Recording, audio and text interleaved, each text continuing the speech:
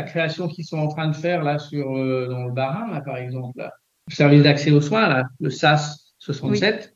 Donc ça, ils ont effectivement ça, à mon avis, ça me paraît être une bonne idée à partir du moment où donc si ça fonctionne, ça donnerait un numéro effectivement que tout le monde peut appeler. Et puis après, ce qu'on pourrait penser, c'est que d'arriver à recruter beaucoup de médecins coordinateurs en fait de ça, qui puissent effectivement répondre rapidement sous un délai, je sais pas moi, de 24 voire 48 heures, pas plus, quoi, hein, à une demande, quoi, hein, parce que là, si le patient il a une demande, lui, il veut sa réponse tout de suite, quoi, hein. Il est dans une angoisse, où il est dans un questionnement, et dire on vous répond dans 3 jours, c'est horrible, quoi, hein. Ils veulent pas ça.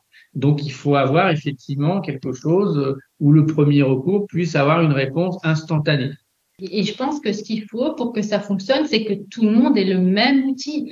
C'est-à-dire que si on multiplie les possibilités et que une CPTS utilise le SAS, l'autre je ne sais quel autre dispositif, on n'arrivera pas à se faire comprendre de la population.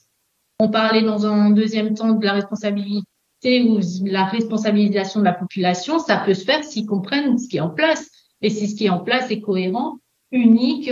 Aujourd'hui, c'est difficile de répondre à cette question. Il y a tellement de choses qui existent et que c'est pas lisible. Même en tant que CPTS, on a du mal à savoir quelle est la meilleure marche à suivre. Ça me semble assez trop flou, trop confus, diffus. Là, je pense qu'il faut être très clair pour que la population s'y retrouve. Un outil que tout le monde utilise, un mode de fonctionnement qu'on peut expliquer clairement à la population et que ça met pas 3 ans à se mettre en place.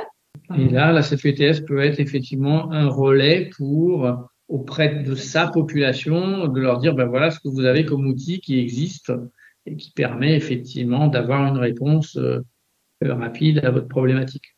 Et on peut corréler ça à de l'éducation, c'est pas de l'éducation, mais à une forme de sensibilisation de la population à comment utiliser cet outil et à ne pas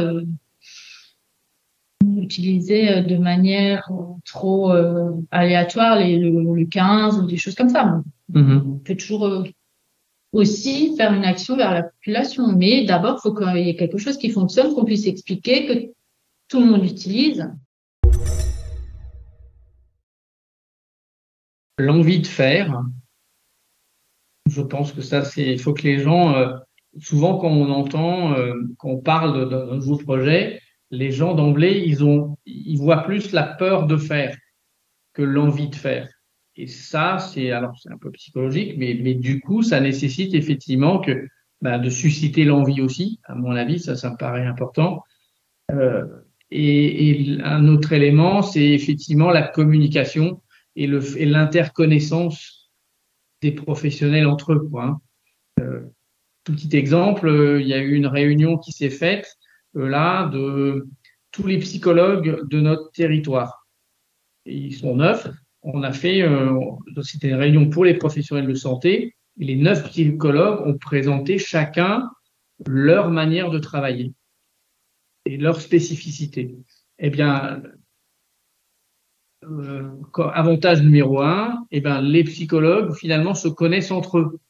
Pour l'instant, ils se connaissaient pas entre eux. Déjà là maintenant, ils savent tous mettre au moins une tête sur un nom. Chacun a une approche qui lui est propre.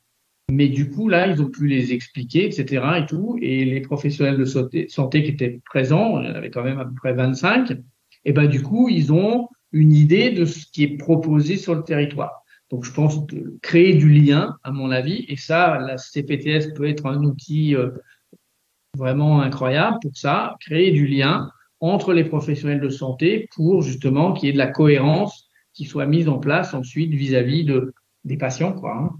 Et si les patients sentent qu'il y a quelque chose de cohérent qui existe derrière, et oui, ça rend aussi le territoire attractif.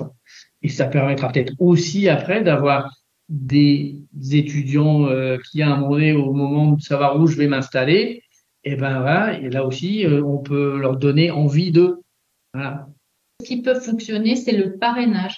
Là, on a une CPTS qui est en train de se créer autour, juste voilà, limitrophe à notre CPTS. Et je pense que le parrainage, c'est très important. Ça rejoint ce que tu as dit. Et voilà, les accompagner. Et je pense que comme ça peut vraiment se faire de manière optimale. Hein. On a la chance d'être un petit peu plus avancé, donc d'aller de temps en temps à leurs réunions, de leur expliquer comment on a fait, sans leur dire que c'est comme ça qu'il faut faire, mais de leur dire voilà, nous on a trouvé une solution qui va bien dans ce sens-là. Et ben c'est exactement ça, quoi. Hein. Du coup, on leur donne aussi cette envie de. Et ils se disent mince, eh ben oui, ils ont réussi, machin, etc. et tout. Et on a, par exemple, eh bien, à un moment donné, les professionnels de santé qui étaient hors territoire de notre CPTS, mais qui, comme ils avaient rien chez eux, souhaitaient savoir s'ils pouvaient s'intégrer. Donc, on avait convenu, et l'ARS en était d'accord aussi, et la CPAM aussi, que finalement, ils pouvaient adhérer à notre CPTS tant qu'il n'y en avait pas une qui était créée chez eux. Bah, du coup, voilà, c'est aussi une solution où on les accepte et puis finalement, bah, ils voient comment ça fonctionne et au moment où quelque chose se crée sur leur territoire, eh ben, on a des professionnels qui ont un petit peu d'expérience déjà parce qu'ils ont un vécu de ce qui s'est passé juste à côté de chez eux. Voilà.